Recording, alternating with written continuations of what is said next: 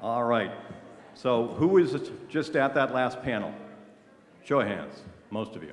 Again, this is why cons are so special. Don't ever forget that. All right, going to have some fun for you right now with a pair combination here that I'm really looking forward to moderating. We've got Purgatory's finest here joining us. So if you would please welcome in Mr. Greg Lawson.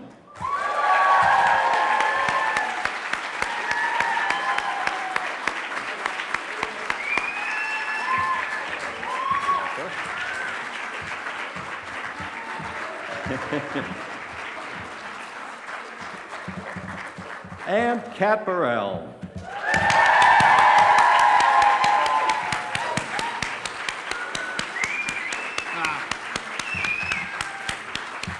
Good morning.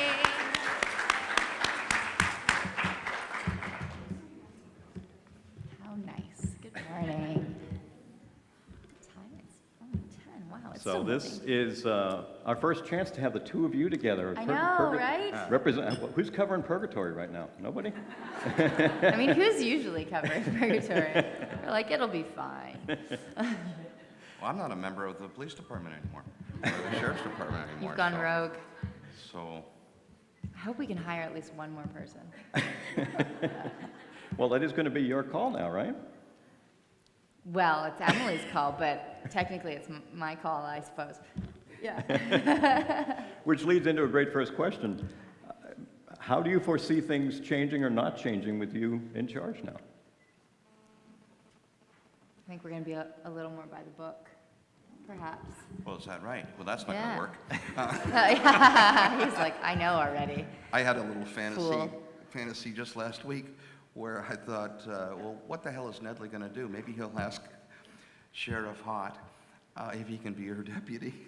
Like part-time. You can come back if you want. I No, would give but- you back the sheriffship. And then the comedy ensues, you know? I think that would be a great That would actually be great. Because deputies don't have to follow the rules as much as sheriffs do. Oh, is that? No one told me that. They get in trouble all the time. The sheriff yells at them for doing what they did. Well, we're going to have to get more staff. I'm going to try to hire a few more people. There was a lady who worked the desk for like one episode back. She answered a message. Do you guys remember? There was a lady.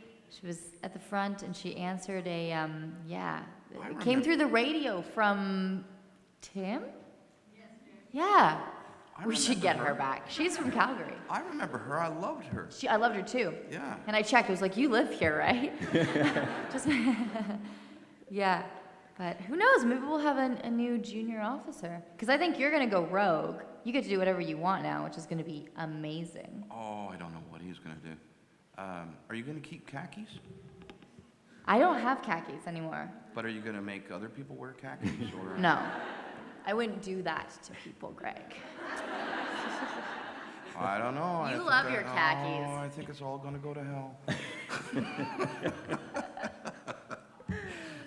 That was actually one of the questions I had was, what the dress code might now look like. Again, change in I'd like to bring in leadership. more stretch fabrics. Yeah. I would love to be able to raise my arms and not get a wedgie at the same time. That would be fantastic. Because everything's attached, right? I'm sure you just get a normal shirt. You just tuck your shirt into your pants like a normal human being, right? When you get dressed in the morning? Yes. Do you know what I do? What? Oh, I have buttons all the way around. I know you guys have heard this already. Well, why do you have that? I don't know, because my shirt needs to be like... That thing is tailored within an inch of its life. Why? Because you're skinny and beautiful? So you To have to keep me looking sexy and tailored. I don't know why you're applauding that. Look. They don't tuck their arms in. So it's like if I did this to No, you. I know. Fight crime. My question is, if I were skinny and beautiful, would I have a shirt like that too? Yours is That beautiful. keeps itself tucked in? Is that what it does? Well, it's so that when you raise your arms that it remains sort of nice. They didn't give me that. They didn't give you that? I'm gonna do a video this season of layering up too. Like one morning, I'll show you guys all everything. What do you wear when we go outside? What's your process like? What do you mean? Like when we're shooting Yeah. on those really cold days outside, what are you putting, what's going on underneath? Oh.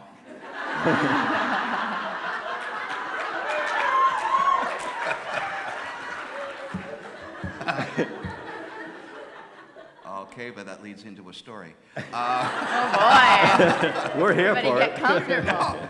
And I was doing a movie, and it was being directed by a guy who was a famous actor. And What's his name? Arliss Howard is his name. He's married to Deborah Winger. And he told me a secret that he does. He goes, I get nervous when I'm working. So what I do is I make sure my character has a secret that no one else knows. So I've adopted that. So I have red underwear. Don't tell us. I have red underwear. I'm going to change it. And sometimes when we're shooting, I'm wearing my Batman socks. But I'm wearing a black pair of socks over top of them. I like to wear 2 pairs of socks. Me too. It makes your feet tight in the shoes. It fills the shoes. But yeah, I'll do stuff like that. So I have a secret that no one else knows, and it gives you just that little edge. Just knowing that you know something that the other actors don't. Really? Yeah. Is that why you're so good? Well, no. That's the secret. No, if that's all it took. Greg's School of Acting. Red underwear. No, if that's all it took, I'd be living in a house now with someone to drive me around instead of taking the bus. And, I had a question. I think that, when you take, you're sheriff now, I imagine her to be a much more kick-ass, hands-on sheriff. I do think she's going to be a lot Yeah. more involved. Stick her nose in all the places. Like, I don't think that... I knew somebody was going to pick up on that. As it was coming out of my mouth, I was like, yeah. Oh, I got nothing after that. But where Nedley played the long game, I don't see you do that. No. I think that might be Nicole's weakness, is because she so desperately wants to do a good job and help Purgatory. I think she's not going to have the experience to know to play the long game. She's going to probably try to rush things or get them taken care of too quickly, and it's going to backfire. But then again, that's what I imagine Nedley was like 30 years ago. Oh, yeah. You know what I mean? Yeah. So, that's, yeah. Oh, I can't wait to see you in your tight, beautiful uniform. Kick some ass. We're gonna bring the, what do you think about bringing the hat back? We've talked about this. What hat? The Stetson. Oh, that one? Yeah. Oh, okay, I wasn't going to say this, but I had an idea. Whoa. Because I have to admit, I don't watch the show. I'm just one of those actors who doesn't do that. I love everybody's work, and I'd like to see their work, but I can't take the chance of seeing me. So you know the cap that you wear? Yeah.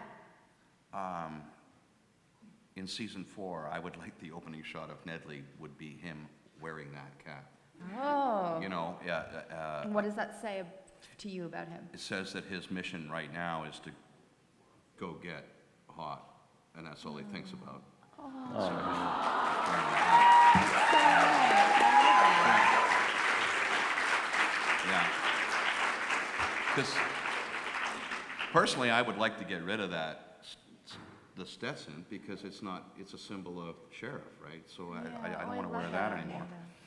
But I would like to wear your cap. That's really sweet. And the other thing was, you know when Dolls died, there was that scene where Nedley was with Winona, and they're talking, and he's drinking out of Dolls' cup. And then there was that graveyard scene where they're all saying goodbye, and they're putting stuff in. You put the cup in, didn't you? No, Jeremy put the cup in. Varun put the cup in. And I wanted you guys to leave. This is my little fantasy. And then have Nedley walk up and take the cup back. Yeah, because you weren't at the burial. I wasn't at it, but that was the It's idea. weird that you I went read there. that scene and I went, wouldn't it be neat if Nedley walked up after everybody went and took the cup? Just to keep it, because maybe he had a little connection with dolls. Maybe he didn't hate them as much as everybody thought he did, you know? I don't think you hated dolls. No, I don't think never so. thought I that. think we mended our ways. Yeah. I think that wasn't a hatred thing. I think that was a competition thing, the way I saw it. And to be competitive with somebody, you have to, on some level, respect them or Exactly. admire them. Exactly. Yeah, in some way. Yeah, yeah. I got nothing now. Is this live? Yes. Okay, so I can't tell that story. You got more Mark Hamill stories? for No, us? no, I don't. Any more red underwear stories? No, I don't. But in Atlanta, I knew you did. I was standing in the service elevator with this huge guy that was my handler that I couldn't run away from, Mark. And I was talking to Mark, and the staff is in the elevator, and I was telling them the Mark Hamill story. And the staff and the other people in the elevator just started hysterically laughing. And one guy went, "You do, man." And he walked away. You do look like Mark Hamill. Did you know about that little British boy in Toronto? No? Well, okay. No. It's a good opener, though. After Akon, when I was joking around with the bartender in the Lone Star Rib Place, they said, "Why are people buying you beers? Like, who are you?" And I said, "Well, I'm Mark Hamill." And that's how this started, you know. Awesome. And she was too close to me, so she didn't really. She went, "No, you're not." And I went, "No, I'm not." I was joking around, so that's how that joke started. After that convention, I was on Queen Street in Toronto. I ran into Anna Earper. The convention was over. She asked me for a selfie. I said, "I'm delighted." We took a selfie on Queen Street. Other people saw her ask me for a selfie. So in the 2 blocks that I walked, 8 other people asked me for a selfie. That's awesome. And they had no idea who I was. No idea. And That's no, great. it's true. And a little boy, he was about 9. I don't know how tall 9 is, but he was a little British boy. We were there with his family on vacation. He came running up to me and he went, "Excuse me, sir, but are you Luke Skywalker?" And I had to say, "No, kid. No, you say, "Yes, I am." No, I said, no, I'm sorry, kid, I'm not. And I'm an actor on television in a show that you're not old enough to watch. I'm not famous." And he just went, and he walked away. Like he didn't hide his disappointment at all. I love kids. That's They the do great that. thing about kids, though. Oh, I love Like, their what honesty. age does that barrier come in where you start to get self-aware enough to know that you have to temper your... Yeah, Yeah, showing what it. is that? Kevin, you have kids. What's that age, would you say? In my Probably case, varies. with 2 daughters, actually it was very different. One was much more self-aware younger. The other one was much more, shall we say, naive later. So it was interesting watching that happen, and in a public dynamic sometimes different than Yeah. a family one. You know, it's just, Yeah. at least for me, I never want to force it on them. If that's what works for them, then Yeah. that's wonderful. You know, the thing I love about kids and animals is that somehow, no, this is true. They have this 6th sense, or they have this sense. They can sense if there's a person that they don't trust. They just feel it, and that's the person you don't want babysitting. You know, because they have that instinct, and like animals are the same. If an animal doesn't like a person, then you should take another look at that person. I will say, though, Bernie's got a really good 6th sense for stuff like that. However, he doesn't really take to Tim. Whoa. And I think that's one he got wrong. Yeah. To be fair, though, one time Tim came over with like his big beard and his baseball cap, and he just walked in through the front door. Oh. That didn't go over very well with Bernie. He's like, "Who the fuck are you?" Yeah. They haven't been the best of pals ever since, though. However, I totally agree with you. They do have that sense for people, and if they don't take to someone, But they don't, you know, Yeah. Dogs, for some reason, I'm not sure, well, kids too, if they get to know someone and trust them. But if that person changes how they look, they don't like that. Some of them, yeah. Like if, I remember my dad, we were little kids, he came home from working up north, and he came home with a great big beard. And all us kids just started screaming, you know, because he looked different, you know. It was hard to process. Yeah. I don't know what that's about. What? Yeah. And it wasn't Christmas, so. You guys just look really cute. Will you excuse me while I have some more vodka?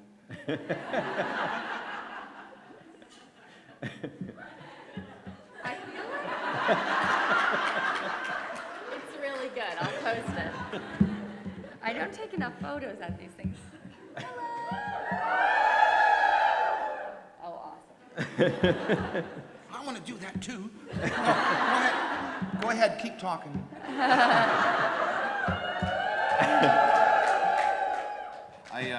I changed my ringtone on my phone. Poor Kevin had all these questions. This is great. I just didn't sit here. The ringtone on my phone is Sean Connery saying, "Do you expect me to talk?" And that's all it does. "Now, you expect me to talk? You expect me to talk? You expect me to talk?" And it's from, you know, Dr. No, and the bad guy's supposed to say, "No, Mr. Bond, I expect you to die." You know, oh, I've gone all out. I remember when you got that phone. I remember sitting in transport with Greg while he was like, "Can't figure this phone out." And I was like, "I can't help you. It's an Android. I can't figure it out either." Yeah. But you know, she seems so nice, but she wouldn't let it go. Like for the next 2 months, she was going, "So Greg, how do you like your phone?" It was like torture. Switching from iPhone to Android, oh my God. Go on, Kevin. What do you got up your sleeve? Well, one fun thing I thought we'd talk about certainly is in the Christmas episode, it was wonderful to see both of you in Christmas attire. I mean, radically different, I'm sure. But I mean, what was that like when you first read the script and realized, oh, I'm going to be doing this? Awesome. I was so excited. Yeah, me too. Yeah. Me too. Yeah. It was that one line. I was worried, you know, a little bit, but when I read the dialogue, I went, okay, that's awesome. The line where Nedley says to the little girl, you know, there's not going to be any sitting on Santa's knee. You know, and I thought, okay, that's awesome. That's still Nedley. You asked me to take that picture with you between takes. Yep. And in my head, I didn't say this. I said, sure. But in my head, I went, but I've got to stay in character for this because we're shooting. So that's why I look so grumpy in that picture. Oh yeah, it's an awesome picture. That was a fun day, and it was a pretty dark episode too. There was that little boy went missing, and it was an interesting juxtaposition between that kind of merriment of the holidays and what was going on, which I thought was quite nice. There was a part of me that thought I was going to have to do some of that investigation in my elf costume, which seems just slightly inappropriate, but then we took it off. So, well, it's Christmas in purgatory. Yeah, basically, yeah. Those two things together. Oh, man. It's like Christmas and Halloween all rolled up into one. I'm so excited. I'm so excited to go back to work. I can't wait. I'm so excited. It's going to be good. We're going to have fun. Talking about Christmas, that first script is going to be like Christmas. You know, you open it up and it's a surprise. Yeah. You know what would be really fun? If we didn't get to read it before we were all together. It would be really fun to like cold read it at the table. Yeah. And then I get a And phone film call. it for you guys. Then I get a phone call with somebody telling me, "Oh, they read that yesterday." No. Oh, okay. No, we have to, maybe we can do that. That would be fun. Yeah. That would be really fun. Pizza. Ice cream. That's got nothing to do with art. Now, another scene we have to touch on is the oh-so-touching one that the two of you shared last season. Did you have to do anything special to kind of prep as you were doing that? Because that would just had all of us sobbing. Oh no. Except for you, What apparently. happened to you, Greg? No, I got squished by a wall, and yeah. and that day was a weird was a strange one for me, because I wasn't quite there. Greg had a wall. Well, Well, I got squished. I got squished. I got hurt. I had a little accident. Yeah. Well, this great big wall fell down, and I happened to be under it, and it hit me in the head. And when it does that, not good. you get a little foggy in your head. So the next day, we were shooting all those scenes. I found it really hard to focus, concentrate. So that scene, I always say that you actually did most of the work. I was just there and just responding. It makes you a better actor when you're not able to act. When you have a concussion? Yeah. Is that the secret? Yeah, and you're forced to just listen to the other actor. That kind of makes the work better. I don't know. That scene just sort of fell together. Who was Don't you our think? director on that? Because The- he was oh. only a one-off that came. He came once. Do you remember? You weren't there yet. It was it Grant Harvey? Yeah, Greg Harvey? Grant Harvey. Grant Harvey, I think. Yeah. Grant Harvey. And he added, do you remember when he added for you, he added like an I love you. They cut it because it wasn't in the script, but he Yeah. added it for me. Yeah. Remember? Yeah, he whispered that in my ear. Sometimes directors do tricks. Yeah. They'll like add little lines in for Yeah. the He's- off-camera actor to Yeah, surprise the on-camera actor. yeah. And he came up, and I like working that way. And he just came up to me and whispered, just tell her that you love her in this one take. And I knew what he was doing. I knew they weren't going to use it, but they were going to use the reaction that it inspires. That was awesome, actually. You were awesome in that. You were awesome in that.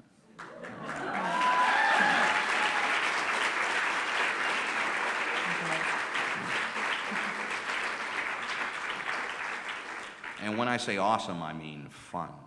Those are the fun moments when Yeah. you're acting. Now, I mean, you folks really have not had a ton of scenes together over the course of this show. There have been a few, and it's been interesting just, prepping for the panel to kind of go back and look at some of them from, way back early in season 1. Had the showdown where the Revenants were in the store and the two of you were driving up when Dolls was basically Yeah, shoo-shooing you away. that was my first day actually. Was it? And they handed me a gun, and I had never held a gun before. I had no idea how to use it. I remember that day. We were outside, yeah?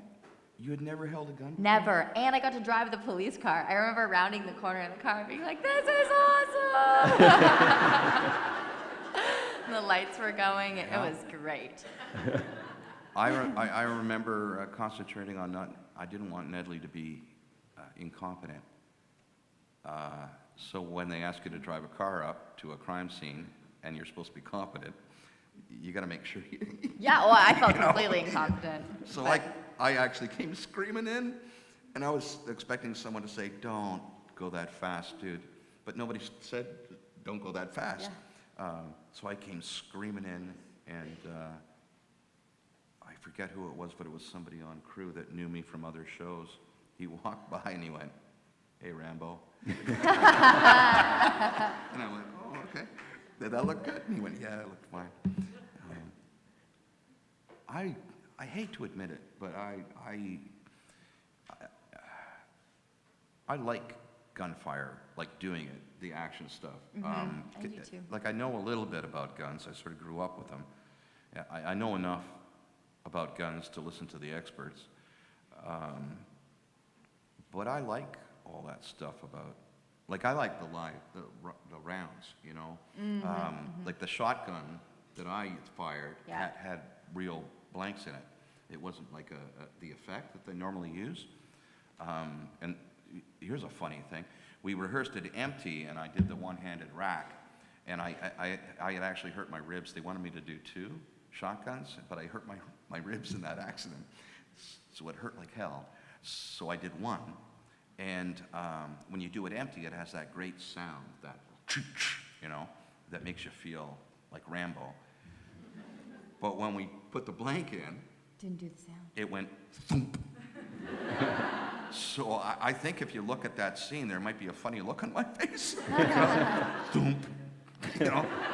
And then, because it didn't sound very, you know, awesome. But there was something in it, which is, Yeah, but, Yeah. you know, you pull the trigger, then it sounded awesome. I know what you mean. I hate to admit it too, because I don't ever want to glorify guns. I think it's just the fun of, you know what I think it is for me with those action scenes, is that's like everyone has to be on their best game. Like everyone, you've got like 60 people that are completely present, because you have to be, Yeah. because there's an element of that it is dangerous. Yeah. And so I think it's just like when we did that big Revenant battle, that was just such a fun day, because it was all the background performers were there and all the stunt guys were there, and we had things were on fire and things were smoking, and you could just feel like the whole team Taking care of each taking other. care of each other and just being right there. No one could be anywhere else. Yeah. And that's, I think, why that adrenaline gets me on those types of scenes. Because yeah. Yeah, it's like you're doing something, but you're thinking about something else at the same time. Like you got the gun and you're acting, I'm going to shoot that person. You're in that story, but you're also thinking, is that plastic shield that's covering the cameraman in the right place? You're checking things out because you're looking after. They look after me, I look after them. We all look after each other, making sure nobody gets hurt. And then you have a gun expert there who's looking at everything. Squibs, have you ever? I have been squibbed Yeah, before. yeah. Have you?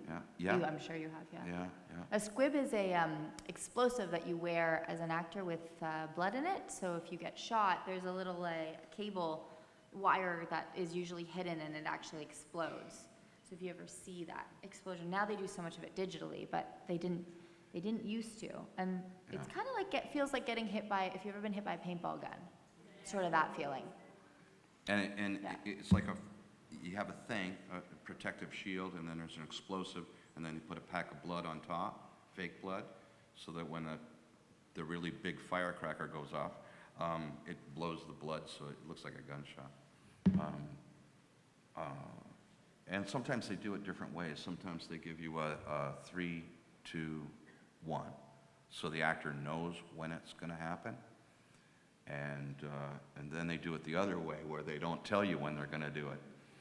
You've had that, isn't Yeah. it? That's super dangerous though, because you can't have your hand in front of it. No, you know. What are you working on? The general.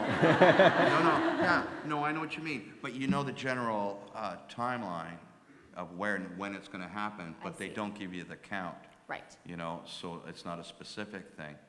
I wish I could remember that stunt guy's name, because he was awesome. Coleman was his last name. So it surprises you as an actor if you don't know the exact moment. And it's fun because you have to stop the minute that goes off. You know, you can't just continue acting because you're dead. You know, you're supposed to be dead. I find all that stuff fascinating, all that stunt stuff. I've never done it. I do physical acting. You know, you do the stuff that preps the stunt visually. You do the physical acting, and then the real stunt is done by someone who knows how to do it, you know, without getting hurt. Folks, we're going to open it up if you have questions. Throw up your hand. We'll get someone with a mic over to your area. Run. Hi. Hello. I was wondering, we were talking about the Christmas scene or the Christmas episode, so how would a Halloween episode looks like in Purgatory? Oh, fun.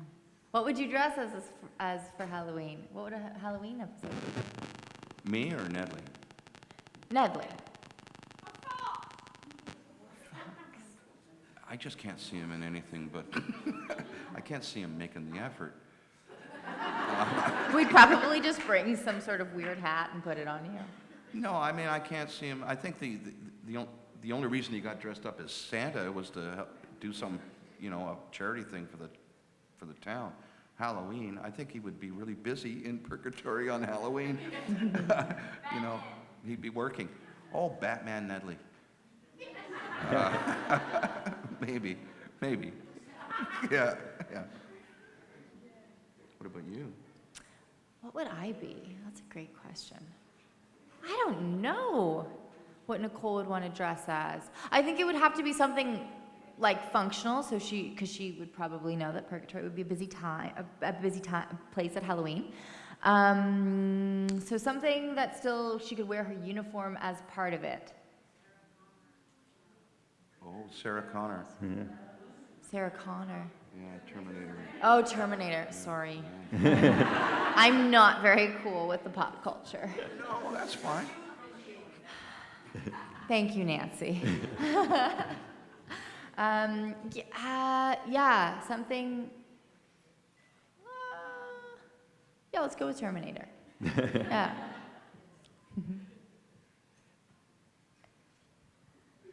Hello. Hello. So you both play police officers. If you could create your own law, then so that others had to abide by, it could be something silly or it could be something sensible. What would you want everyone to follow? In purgatory or in life? In purgatory. Away from the mic.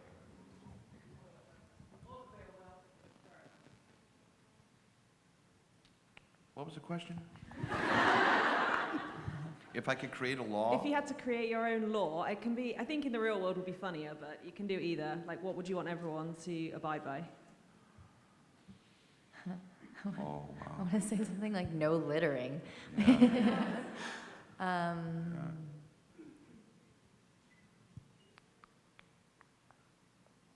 Nedley would create a curfew for demons. If it's midnight and you're still out, you're going to be in. We're going to call you names. Can't do anything else.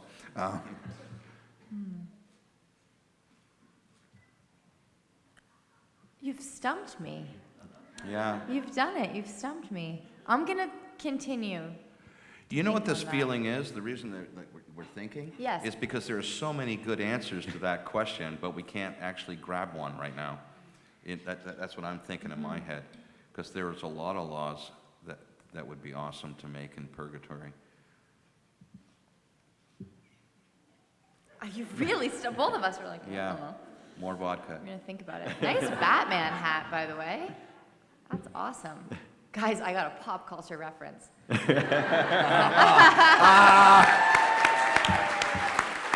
good. That's good. I have a sudden fear that Greg's going to steal it by the end of the show. Awesome. I saw Joker the other day. You guys all got to go see it. It's amazing. Oh. It's quite good. It was at TIFF. Sorry, just as a side note. There's a very cool Bruce Wayne origin story in there. I want to thank Josh for giving me the staff T-shirt. Off of For his the back? He convention. gave it to you? Yeah, no, he got me one. That's above and beyond. Because there's a guy here who was cosplaying as Nedley, and he told me to my face that he was going to change his cosplay to another character in the show. And so I wanted to get a staff convention T-shirt so I could go into the lobby and kick him out.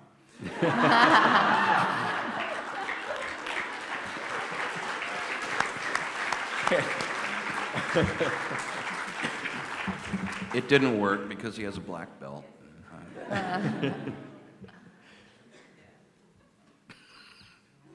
Yes. For Nedley, for season 4, what do you think is going to happen and the process that he's going to be going through to find Hot? And for Kat, do you have to cut your hair or is it going to be long? I don't know. Mine is a quick answer. It's up to Emily. Depends on where we pick up again in the timeline. So if it's the next day, you got to cut it off. I feel like Liz is somewhere saying long, though. Wow, this is a divisive. Hands up for short. Hands up for long. That's a pretty 50-50 split, guys. That is, right down the middle.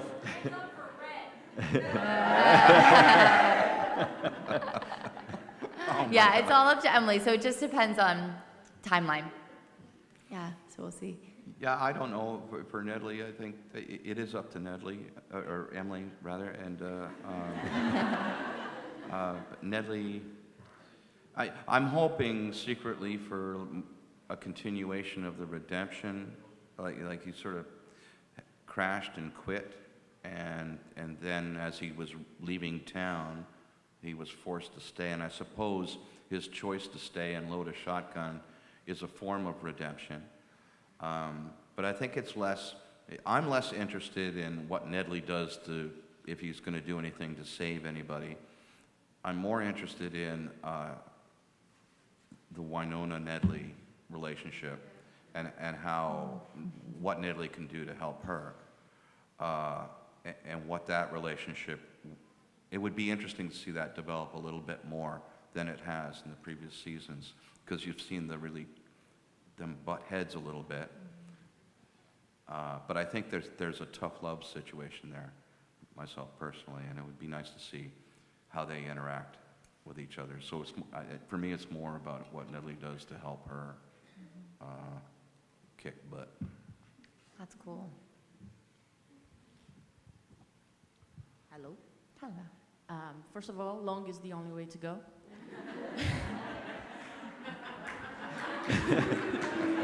Oh, man. And you mentioned Tiff, and I was just wondering, have you finally met Meryl? So, good story about this. On Monday, so one of my best friends is a massive Meryl Streep fan.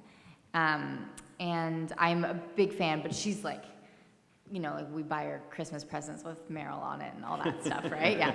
And we went to the opening of her new movie called The Laundromat, which is actually fantastic. You guys should all check it out when it comes out. And it's about the Panama Papers, if anyone knows anything about that. Really interesting. We went, and my friend Jules got front row tickets, front of the theater, because they were doing a Q&A after. And we did everything to get these tickets and bought like a TIFF membership, and then it didn't work, and all these things, and we got her in the front row, and I was working that day, so I got a very last-minute ticket, and I sat much further back, but she got to address Meryl in the Q&A, and there's like thousands of people there waiting to ask questions, and she just stood up and basically told Meryl that she loved her and she had been an inspiration for her, and then said, "I don't have a question," and sat back down. I was so proud of her. So that I vicariously lived through her. That was good enough for me. Would not be good at, like, I would never stand up and ask a question because I'm way too shy. But that was good enough for me, I feel. Maybe one day we'll still meet, but I was very happy for my friend and vicariously lived the moment. And also, like, furiously tried to find my phone. Yeah. But it was a fantastic experience, yes. So, almost. Hi, guys. Hi. With all the crazy stuff going on in Purgatory, what do you think, like, grounds and comforts Nicole and Sheriff Nedley?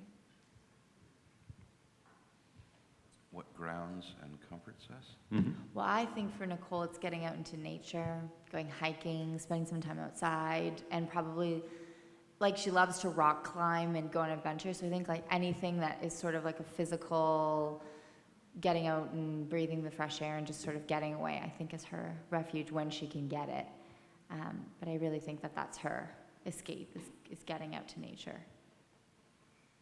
I think what comforts Nedley is, like, Purgatory. I think Purgatory is his home. I think he was born there.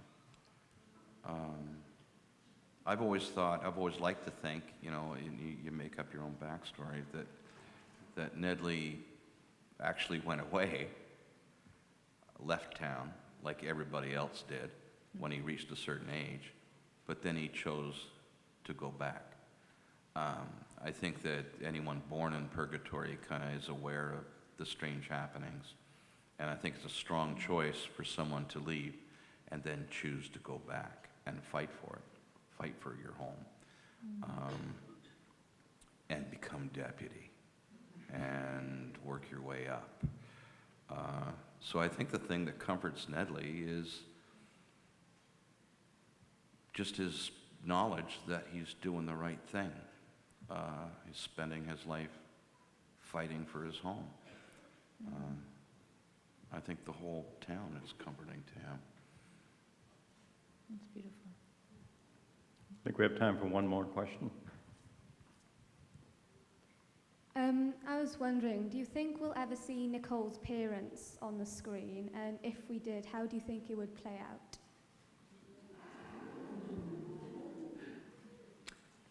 My gut says no. I don't think we'll see them. But if we did, I think Nicole would have a hard time having them there, and especially because they just didn't accept, what she dedicated her life to doing, and never really made her feel like what she was doing was valuable, even though it is incredibly valuable, and a job filled with a lot of honor. But I feel like Waverly and the whole family around her, Nedley, Winona, would probably encourage her to try to mend what she could.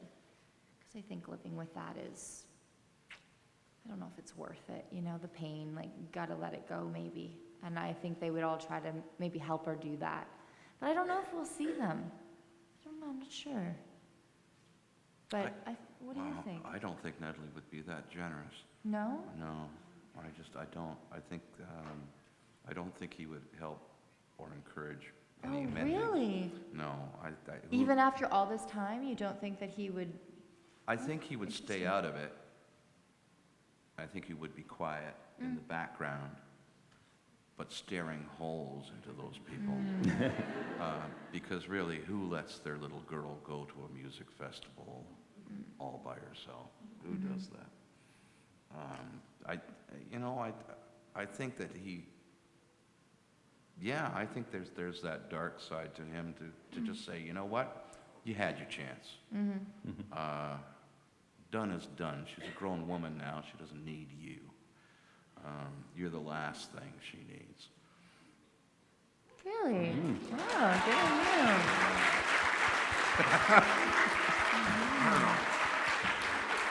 I mean, he's not a perfect man, Yeah, no, but for sure. So I think he does have that kind of flaw in him. I guess it's more me for Nicole. I would love to alleviate the pain of some of that.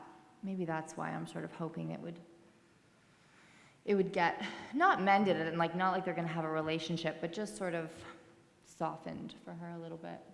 But you're actually, you're right, Greg. You probably wouldn't. I think in order to have that mending, first there would have to be the confrontation.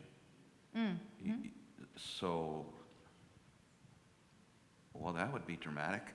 Yeah. That would be interesting. But I don't think you can have the healing unless you have the confrontation first. Yeah, you're right. Totally. We're going to heal the hurting, but first I'm going to tell you how you hurt me. Just so we know what we're talking about. Yeah. Well, folks, please give Kat and Greg a big hand of applause. Thank you, folks.